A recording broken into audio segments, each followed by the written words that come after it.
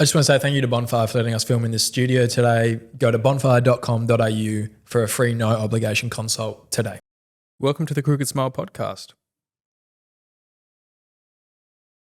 As you can see, my guest didn't show up this morning. That's a first for the pod in 83 episodes. Frustrating. I know.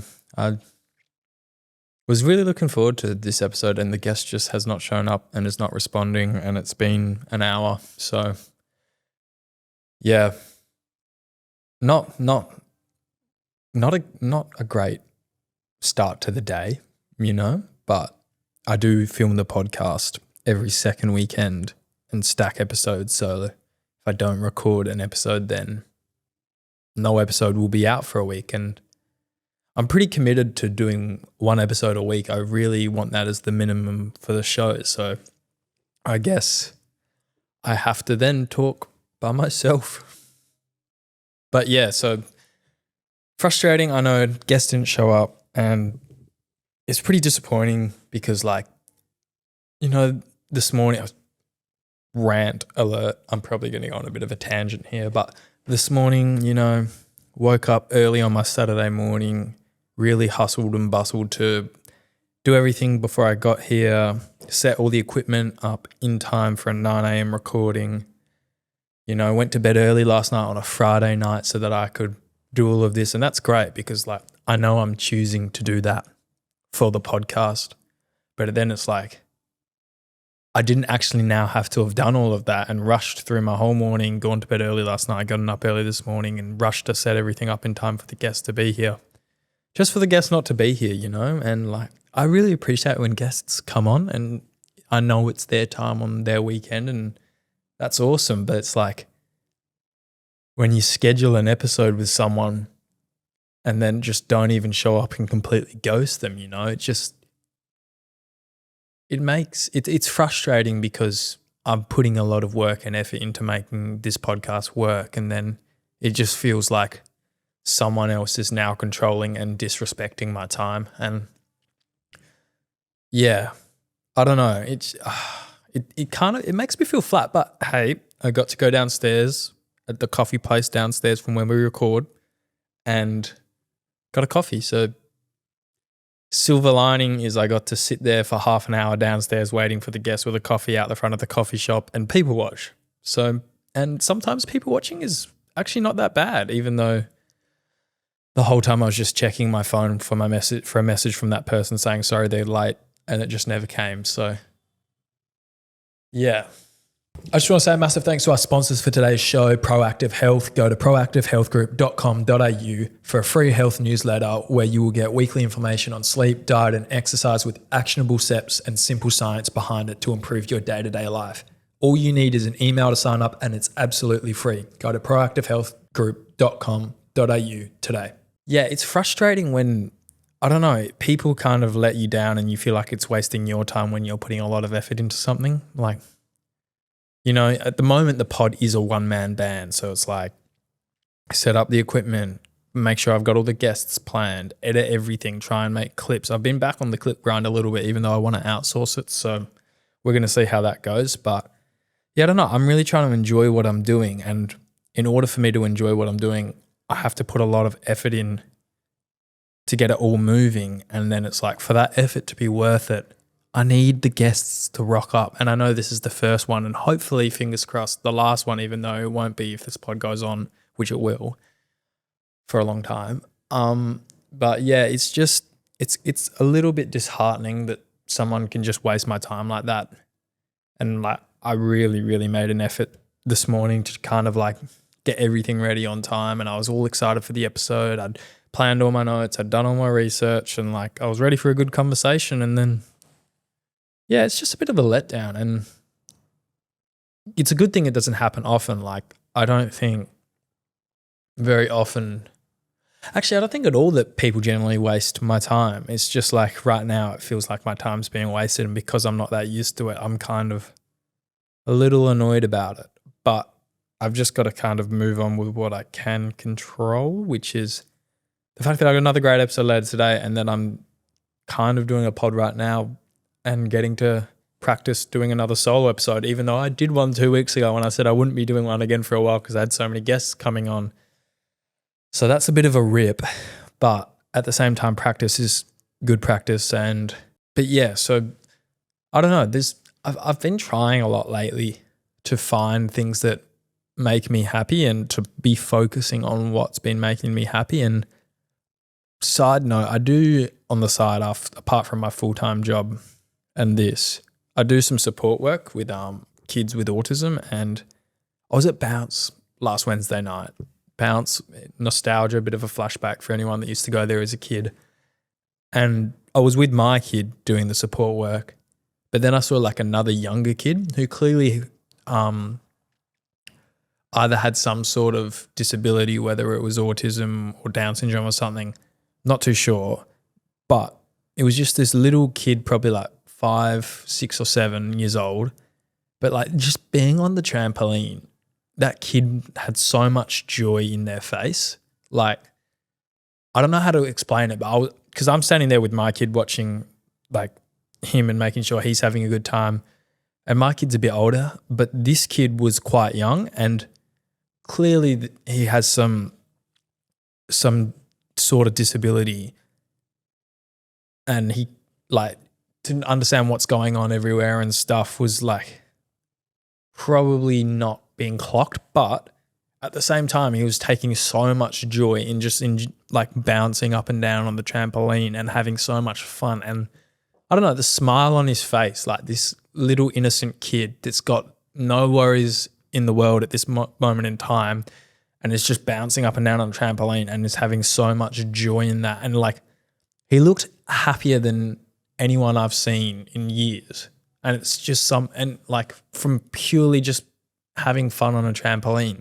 And to me, like, that's kind of stuck with me for a few days. I've really been thinking about it because it's like, at the end of the day, when everything is stripped away and then he has the ability to just be happy over just being present, enjoying something in like right now. To me, that's had a massive impact on me because I've just been very philosophical, but it's just like, well, what's it all about? You know, at the end of the day, if you're not happy, what are you doing? You've only got one life, so you might as well enjoy it. And I don't know, this little kid kind of epitomized that for me. It was just like, just the simplest thing, bouncing up and down on a trampoline, just brought such joy to his face. And to me, that was heartwarming in a way. So yeah, I've really been making an effort to kind of like enjoy what I've been doing lately, which doesn't help when a guest doesn't show up for the podcast and ghosts me still. But silver lining, I got to go get a coffee downstairs, sit out the front of the store and people watch for half an hour, and it was really peaceful and I did really enjoy that. So I don't know, I just doing simple things and trying to enjoy them is something that I'm really trying to put an emphasis on at the moment in my life. And even if that's the podcast, if that's going for a run every single morning and just doing like not even a long run or a fast run, just getting outside and just enjoying like getting up and moving in the morning. Or like I've just started a new breakfast, for example, and this is like really niche, right? But I'm onto the chia seeds, which is a bit of a superfood, and I'll put in some Greek yogurt, some chia seeds, some hemp seeds, some LSA mix, which is sunflower seeds ground up, almonds ground up, and one other thing ground up, all in a mix together, LSA mix, put in with it. So chia seeds, yogurt, LSA mix, hemp seeds, cinnamon, blueberries and banana. And then I'll put it all in a bowl, overnight it in the fridge and have it for breakfast because you got to let the chia seeds soak overnight. And it's really yummy. It's really healthy. It's really good for me, and it's carbs early in the day, all the science behind that, yada, yada. But like, I don't know, I've really been enjoying having that breakfast after for a while waiting until lunch every day. And just because I'm too busy in the morning, I'm like, oh, I'll just wait till lunch. It'll be good. It'll be an intermittent fast every day. But simply just being able to stop every morning now and have breakfast for 5 minutes. Like, to me, I've really trying to enjoy that as well, and just slowing down to enjoy the things I'm doing on a day-to-day basis, I've felt has made me feel a lot better in general. So that was a bit of a side note on the chia seeds, but I guess what I was getting at is when I'm enjoying all of this stuff and I'm being more present, I feel like time is slowing down.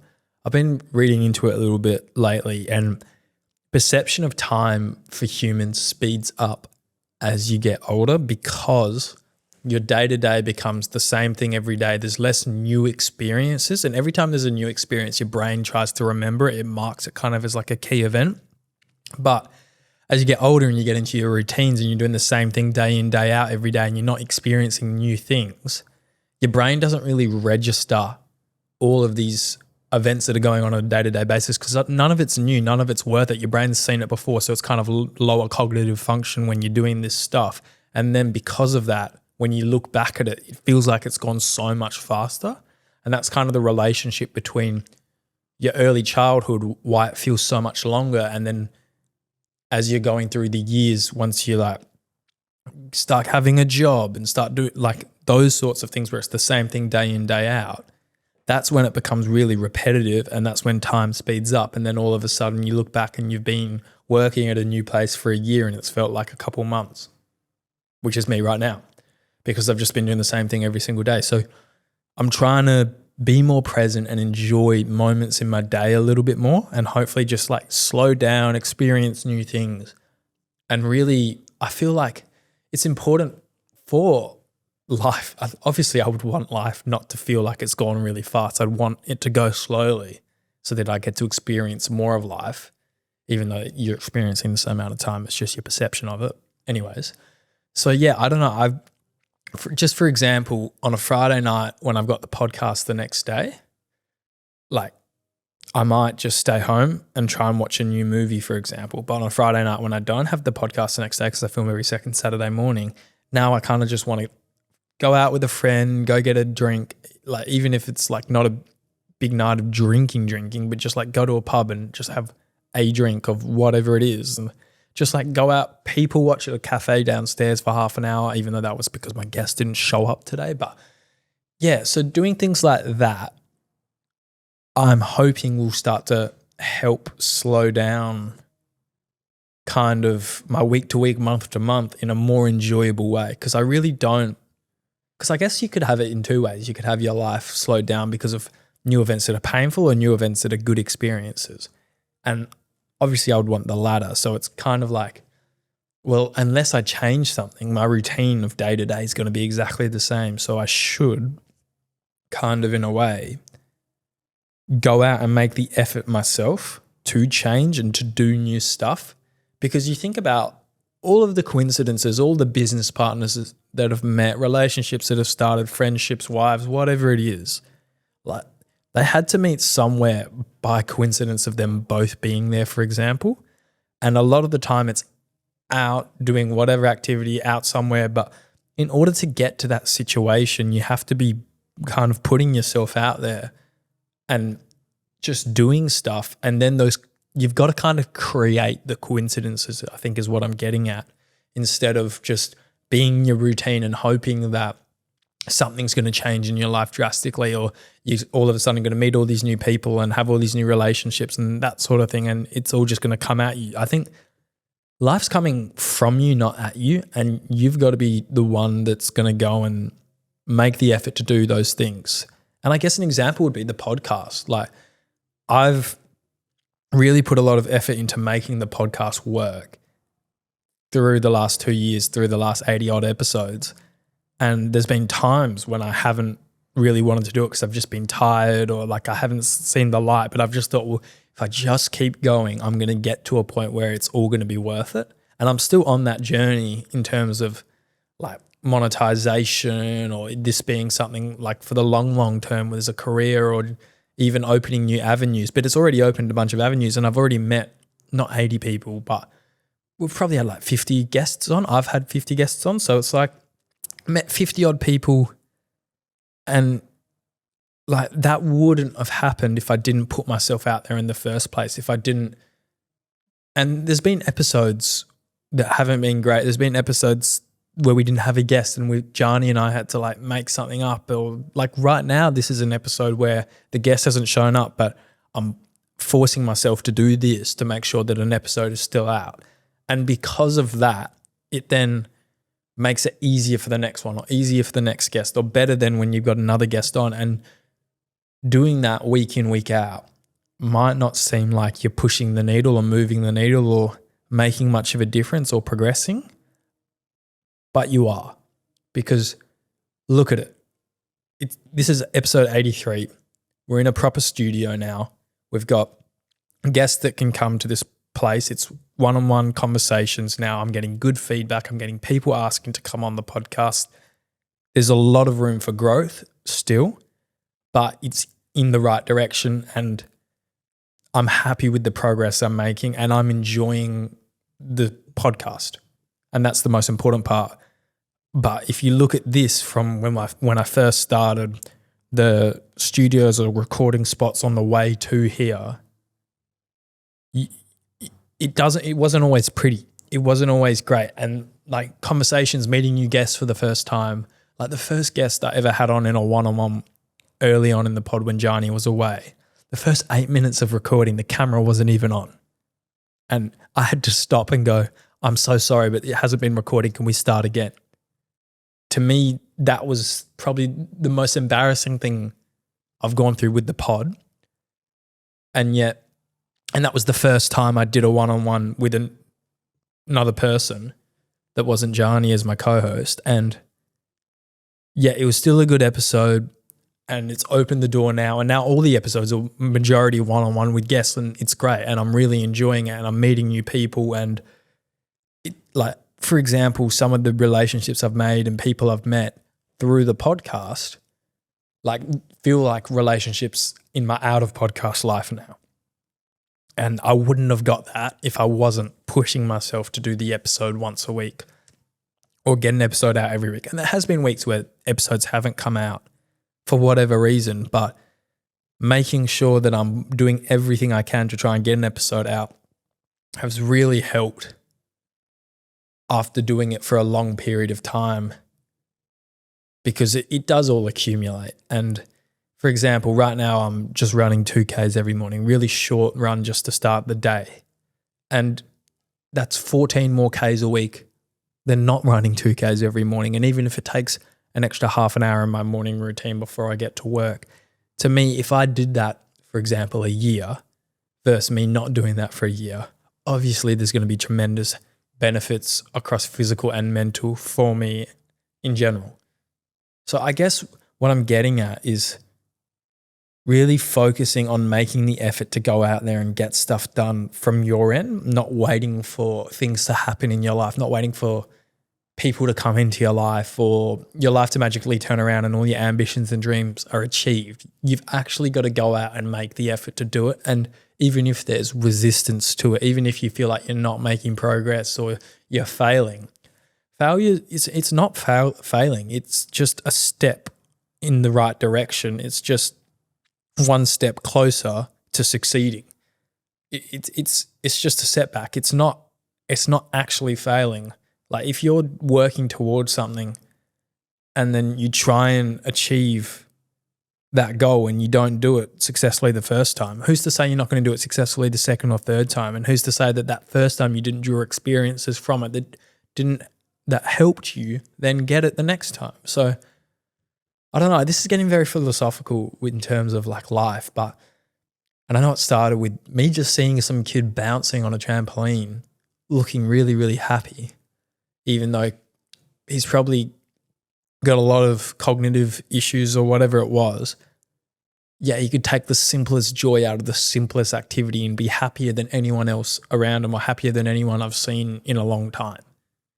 And to me, that's kind of what it's all got to be about, is just learning to take the joy out of the simplest things and make the most of it. Because otherwise you're going to look back, your life's gone super fast, you haven't enjoyed any of it. And that's not kind of the life I want to live. I want to enjoy every single day of my life. I want to look back and it's been great and it hasn't gone by like a flash, but instead I've really been there and really made the conscious effort to make the most out of situations, to create new situations, and not just kind of be in my deathbed when I'm old and go, I wish I did this. I wish I took more risks. I wish I went out more instead of just being inside every day. Like, so and it's the old cliche, no 80-year-old's going to sit down on the deathbed and say, I wish I spent more time on Instagram Reels. Like, and that's like, I saw something else recently, and it's like, if your life, I know this is cringe, but it's like, if your life was a movie, right? And everyone's in a cinema right now, and you're up until right now on the screen, and they're all watching, what's the one thing the audience is going to be screaming at you, telling you that's like the obvious decision to make? Like, go pursue this ambition, go like ask that person to do this or that, or just like, what's the obvious thing to the audience that they're going to be screaming at you on the screen or wanting you to do? That's probably what you should be doing, because and a lot of people hearing that will know straight away what that is. Yet there's all the reasons they won't do it. And that's why nothing will change. And to me, I'm terrified of that happening. So it's like the cliche again of being comfortable with being uncomfortable, putting yourself in uncomfortable situations to grow, because that's the only way you're going to grow as a person, is to put yourself in new situations, meet new people, not do the same thing every single week. Like, routines are great, don't get me wrong, but you don't want routines that strip away anything new from your life or any new experiences coming into your life. So yeah, I'm just making a conscious effort to kind of experience life more in a positive way, I think is the best way to sum this up. And that was all sparked by that kid on that trampoline at Bounce. So I probably will never be able to say thank you to him, because I don't know if I ever see him again. I don't think it would be appropriate. But yeah, I don't know. So guests didn't rock up today. People watched for half an hour, and now I'm very philosophical about life. Can you see why guests should come to the show on time and not ghost me? Yeah, that's very frustrating. But at the same time, I know it's wasted a lot of my time and rushed me, but got to take the positive in the situation. And I've got another guest today, more guests over the next month. Sometimes it's just hard, man. Sometimes it's hard, but you got to push through it. You just got to keep going. Make sure you're in things for the right reasons. And if life throws a spanner in your way, like it has this morning, you just got to adapt and be happy and be positive. And I don't know, I just got to be grateful about whatever there is to be grateful about. Something else I've recently started doing, thanks to Sam Marshall, recent guest on the show, is I've actually put into my routine at the end of the day to go to bed journaling. And it's not like I write paragraphs upon paragraphs of every single thing in my day and all of that. It's actually very, very short on purpose to make sure that I can do it and it's not overwhelming or, yeah. So I'll break it down. I've got a 4-3-2-1 system where I'll write 4 sentences on thoughts I've just had on the day. It could be literally anything. So 1, 2, 3, 4, 4 different one-sentence thoughts, very short, very easy to write down. 3 super short things I'm grateful for on that day. Could be anything. Could be good health. It could be that I got to hang out with someone or go for a run or do a podcast. It could be literally anything. 3 things I'm grateful for, then 2 life events that have happened. So just what made today different to any other day? What were 2 things that happened in today's day that uniquely defined it? Could be 1 word, 2 words, a sentence, doesn't matter. 2 things. And then 1 thing kind of like what the person I'm trying to become, just like a 1-sentence line about that. So it's like, I will be a billionaire. It's like something like that. So it's like, well, I am a future billionaire. Because you don't want to say I will be, you got to say I am, apparently, manifestation. So yeah, the 4-3-2-1, I've been doing pretty much every night for 2 weeks now. And it's not journaling pages, writing down my thoughts or anything like that. It's just literally half a page every night for 5 minutes. And it does bring good clarity. It helps kind of compartmentalize everything going on, and it helps make your day-to-day more memorable. It helps you to stop and reflect on it instead of everything speeding up and you get to a Sunday morning, you've got work the next day and you look back and you go, where did last week go? Instead, you've been there every day of the week, every step of the way, and you've kind of stopped to reflect on it, and it's made that experience of that week more memorable, more enjoyable, hopefully more enjoyable. That's the goal. You don't want it to be unenjoyable. You want to be living to be happy. So yeah, I don't know. That's something else I've recently started doing. And I'm pretty sure it's a net positive. Like in terms of reward to effort, I'd say it's a net positive on my life. But hey, I've only been doing it for a couple of weeks. So I'll wait till I've been doing it for a month, and then I'll get back to whatever guest is on the show and emotionally dump it all on them. So yeah. Another thing, I ate 3 cookies yesterday. I know, right? And they weren't even Sweetly cookies, which is betrayal, I know. But context, I was at a place for lunch, and Friday lunch, went out with some people from work to go get lunch, and then I saw a cookie. I ordered a sandwich for lunch, but then I saw a cookie in the cabinet or the glass cabinet or whatever it is, and I thought that looks like a good cookie. $5.50. And it wasn't that large, but it was a good cookie. So I had that cookie with my lunch. That was great. And then everyone was like, oh, let's go to this French bakery on the way back to work. So then we went to the French bakery and they had some massive cookies. And I was like, $4.50 for this massive French cookie? Like, oh, sign me up. So then I was on to 2 cookies for the day. And normally I'd maybe have like, on a Saturday night, I'll have my sweet treat for the week.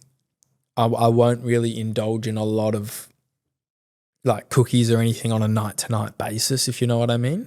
I'm not there yet in my grocery shopping. Like I normally finish after dinner, but I do enjoy a sweet treat on Saturday night. So yeah, so I'm not, what I'm getting at is I'm not always having a lot of sugar in one hit. So then I've already had 2 cookies in the space of an hour. Get back to the office. There's like an afternoon presentation here. I walk into the afternoon presentation and then there's just a plate full of more cookies, like smaller Woolworths cookies. But it's like, well, I got to have one of them as well now because it was just sitting there in front of me asking me to have one. It was calling my name. So I have one of those cookies and now I'm at 3 cookies for the day.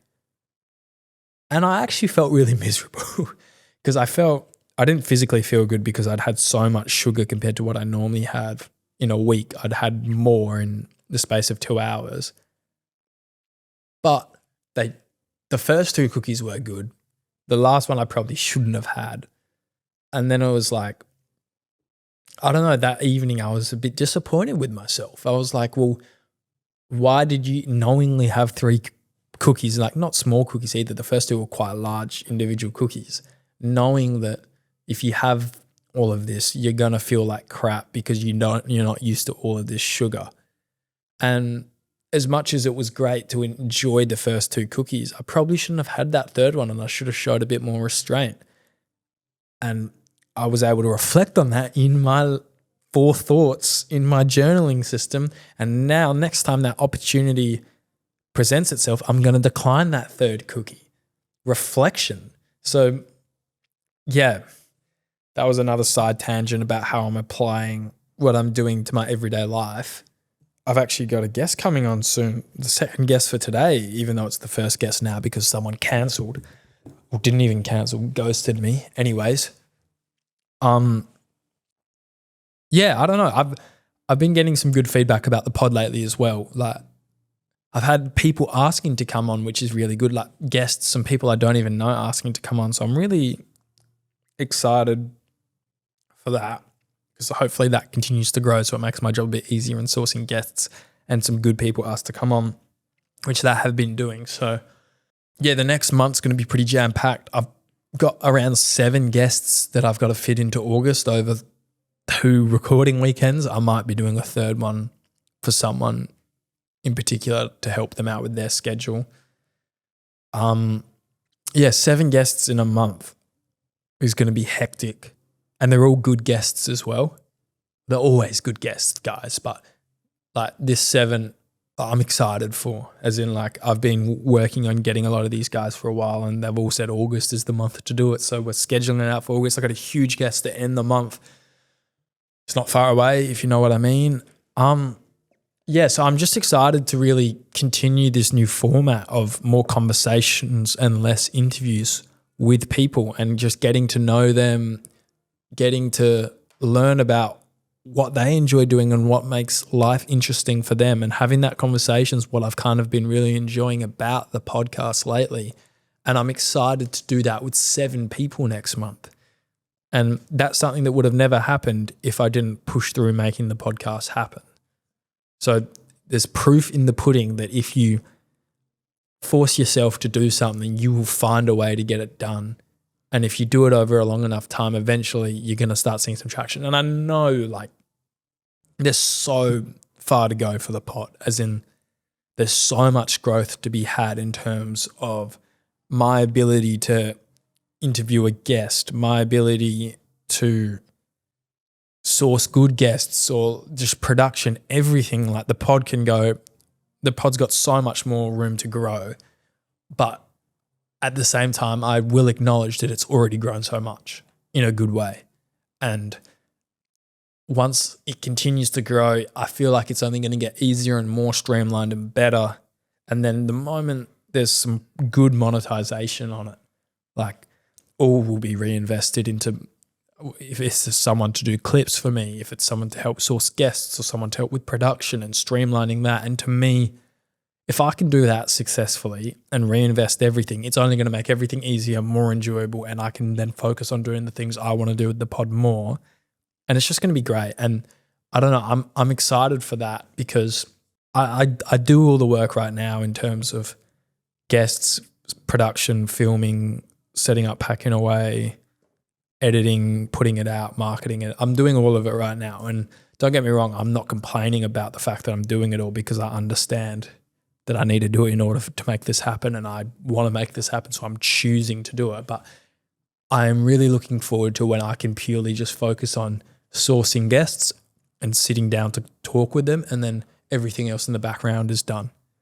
To me, if I can get to that point and I can use whatever income the podcast is generating to cover everything else, like it doesn't matter if there's then a profit for me to take at the end of the day or not, I will just be so happy, because that's kind of the goal, is to be able to just focus on what I enjoy the most about the pod and just really prioritize that and do that.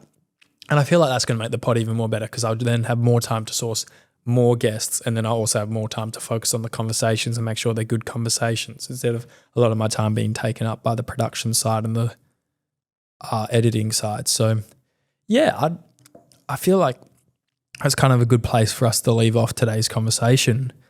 Just a recent kind of thought dump, a rant on someone that first ghosted the Crooked Smile podcast, and kind of the future and where I want the pod to go, where it's going. And I don't know, I feel like I'm on the right track. I feel like the podcast is on the right track to get there. So I don't know.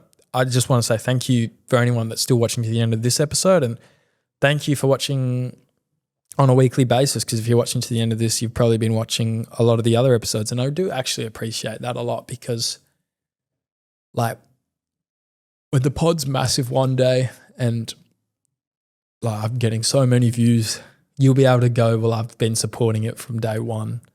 And I don't know, I feel like those viewers to me are much more important than the viewers that are going to be watching once it's a successful podcast, because the people that have viewed and supported it from the early days when there was no reason for them to view it and support it are the real ones. And to me, they're the most valuable people that are watching. So thank you. Yeah, have a great week. If you're watching this on the Wednesday afternoon when it's released, if you're watching this later in the week or the weekend, have a great weekend. Thanks, everyone. See you later. And I can never ever. If you get lost, I press the rewind so you don't see now. I know I can tell that you a winner. I'm making key lime because I was living in the backseat till you bag me. All my niggas never playing games like we bad street. Once you